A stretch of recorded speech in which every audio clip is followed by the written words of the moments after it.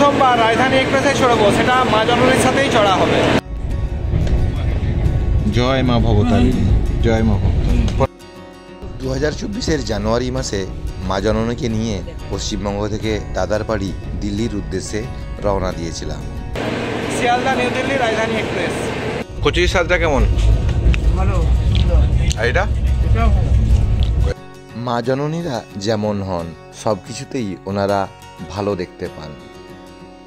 পিছনের কামরায় সাইড আপার সিটটা আমার ছিল, সেখানে আর লোকজন, এখানে আর লোকজন না আসার জন্য ওই সাইড লোয়ার সিটে আমি রয়ে গেছি এখানে।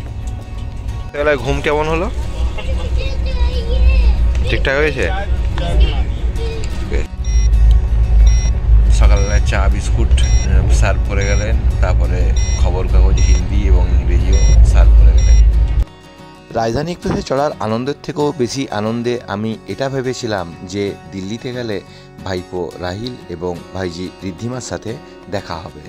সেই খুদে সদস্যদের খবরই মা ফোনে নিচ্ছেন, আমার ঋদ্ধিমা বেবি। শিয়ালদা নিউ দিল্লি রাজধানী এক্সপ্রেসে ব্রেকফাস্ট, লাঞ্চ, ডিনার যিনি সার্ভ করেছিলেন তার সাথেও একটু আলাপচারিতা হওয়ার সুযোগ হয়েছিল। রঞ্জিত দত্তবাবু, আপনি যে যে সার্ভিসগুলো আমাদেরকে দিয়েছেন, ওখানে আমি মাকে বলছিলাম যে চিকেনের বদলে একটু পনিরটা দিলে সুবিধা হয়, বা যখনই চা চেয়েছি বা অন্যান্য জিনিসগুলো চেয়েছি, আপনার সার্ভিস পেয়ে আমাদের ভীষণই ভালো লেগেছে। না চেনা গ্রামের ছেলে পিন্টু চিত্রকরের ইউটিউব চ্যানেলে সুস্বাগতম, ওয়েলকাম। পশ্চিমবঙ্গ থেকে শিয়ালদা নিউ দিল্লি রাজধানী এক্সপ্রেসে আমার দাদার বাড়িতে আসার গল্প আজকে আপনাদের সামনে তুলে ধরবো। তো চলুন গল্পটা শুরু করা যাক।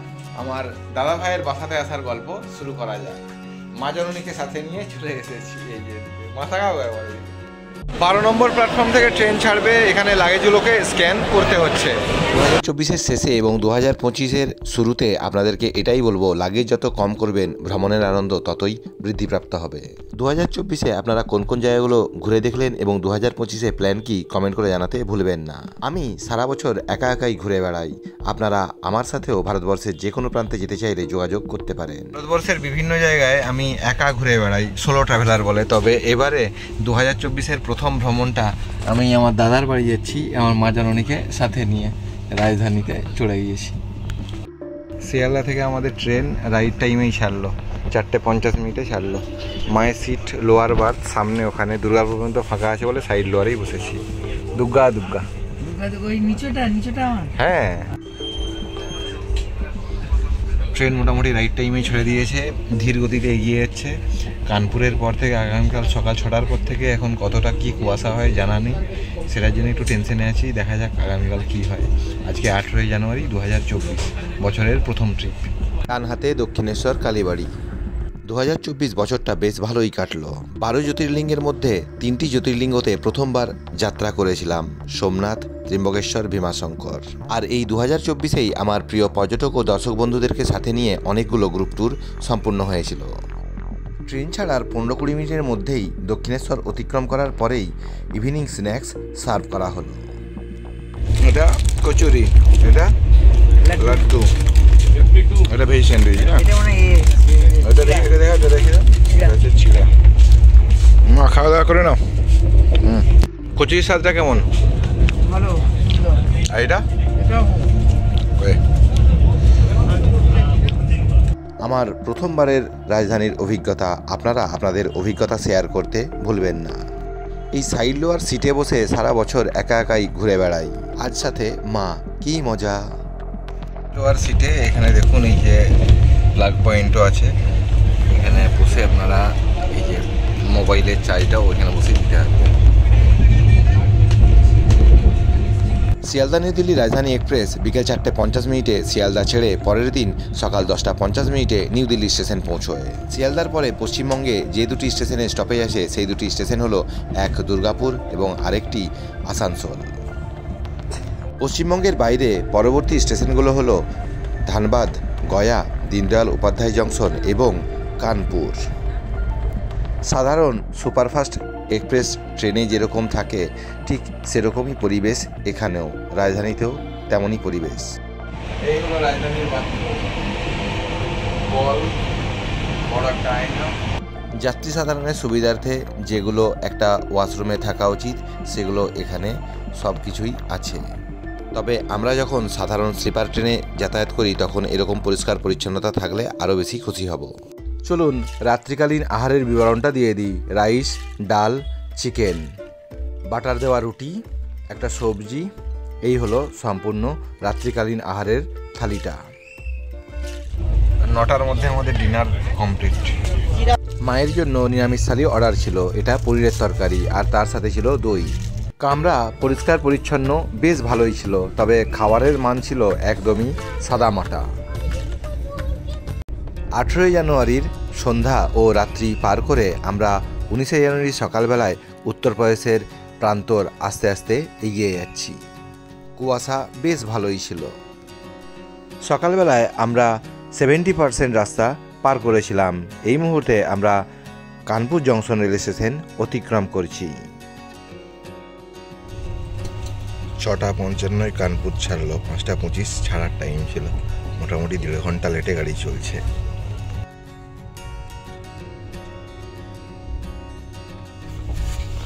কানপুর রেল স্টেশন থেকে ট্রেন বেরোচ্ছে পুরী নিউ দিল্লি পুরী পুরুষোত্তম এক্সপ্রেস। ভারতীয় রেল আমাদের ভারতীয়দের জীবনের সাথে অঙ্গাঙ্গিভাবে জড়িত, তাই আমার মনে হলো 2024-এর শেষ দিনে এসে 2024-এর প্রথম যাত্রার যে অভিজ্ঞতা সেটা চ্যানেলে দেওয়াটা অবশ্যই উচিত। তাই আজকে আপনাদেরকে এই যাত্রার ভিডিওটা উপহার হিসেবে দিলাম। বেলায় ঘুম কেমন হলো? ঠিকঠাক হয়েছে?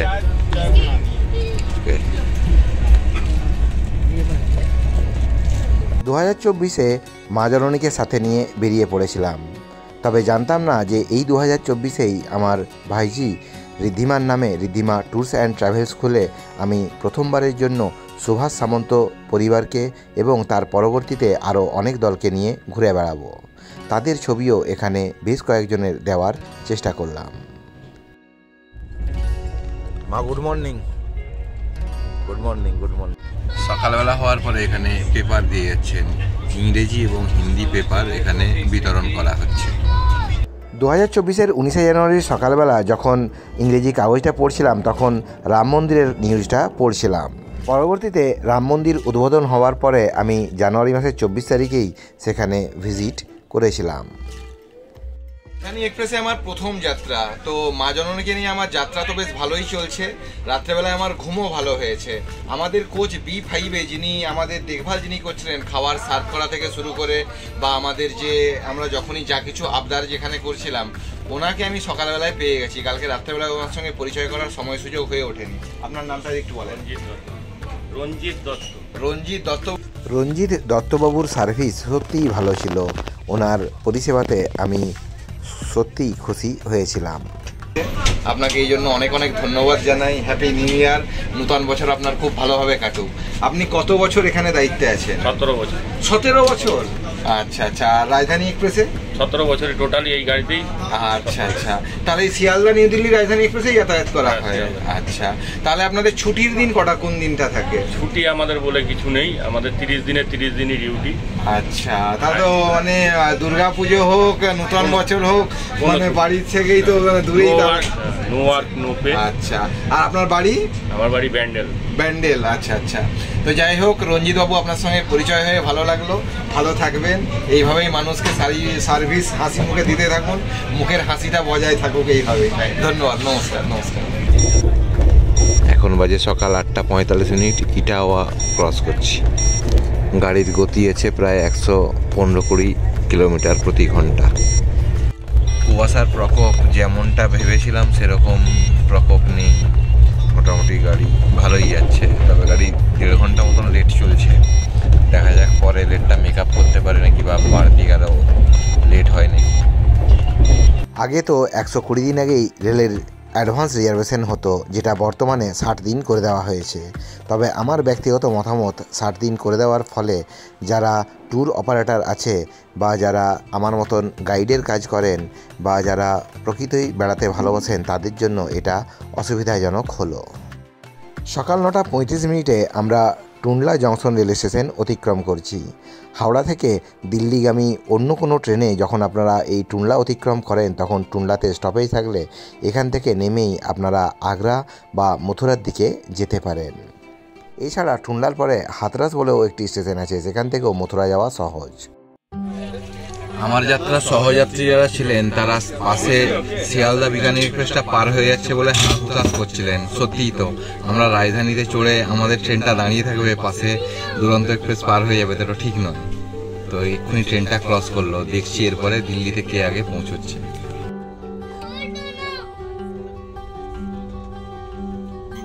লোকাল ট্রেনের দেখা মিলল, তার মানে দিল্লি আর বেশি দূর নয়।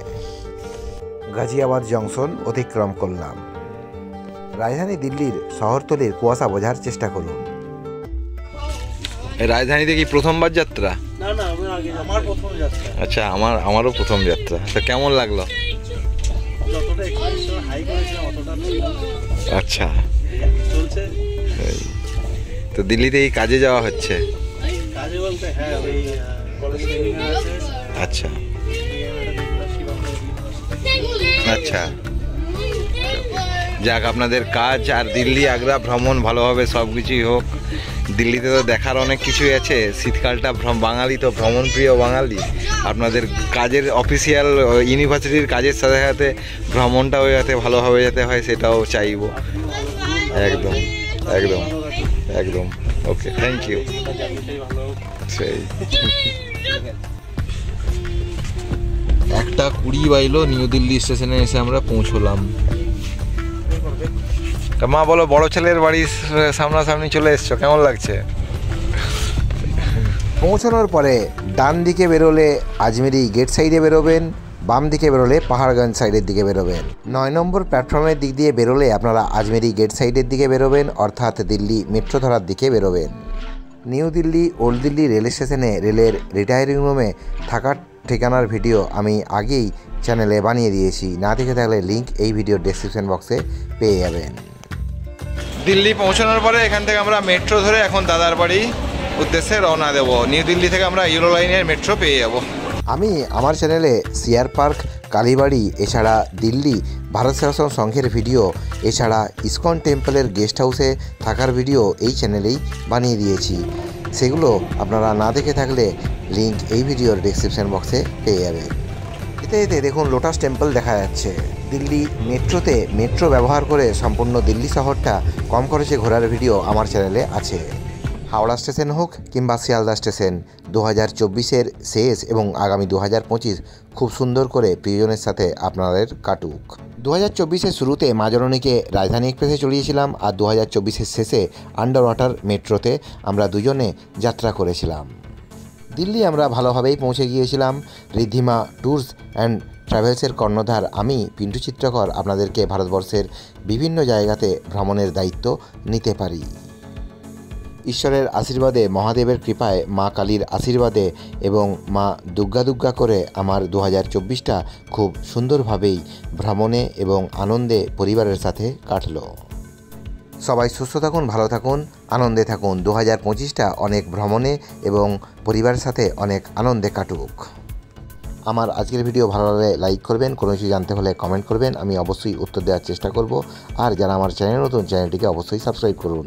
সবাই সুস্থ থাকুন, ভালো থাকুন, সাবধানতা অবলম্বন করে ভ্রমণ করুন। দুর্গা।